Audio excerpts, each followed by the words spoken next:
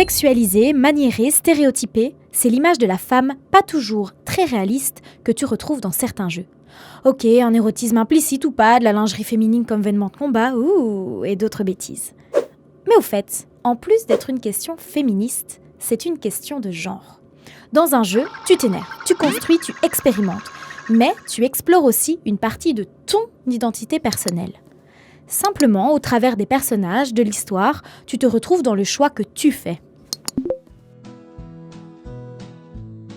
Il y a tout un village derrière chaque jeu. Une équipe quoi. Avec des fermiers codeurs qui produisent du lait. Qui produisent un jeu, je veux dire. Dans lequel tu retrouveras une histoire des personnages et ceci et cela dans une pochette, etc. Et voilà, ça s'arrête là. Mais attends, on va y jouer. Quand tu joues, tu produis des effets. Et tout cela n'est pas sans conséquences.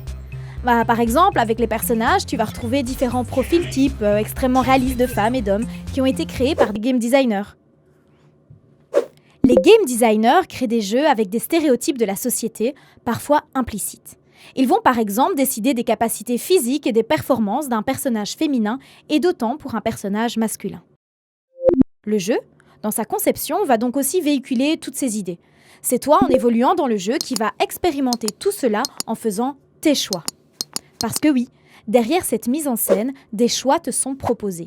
Tu as ceux que tu choisis pour te représenter dans le jeu, et ces choix sont conscients, mais d'autres sont inconscients, car parfois tu n'as pas la possibilité d'être le personnage que tu souhaites. Tu te retrouves à avoir des qualités que tu ne veux pas pour autant, que tu n'imaginais pas et qui vont contribuer à ta vision du monde et à la conception de ton identité de n'importe quel genre que tu sois. Donc oui, quand on parle du genre, on ne parle pas que de l'homme et de la femme, mais bien de tout le spectre et de ses possibilités. Et les jeux t'offrent cela, même si ça peut être ultra stéréotypé. Grâce à eux, à ces jeux, tu explores ton identité, tes identités. Sois-en conscient et joue avec.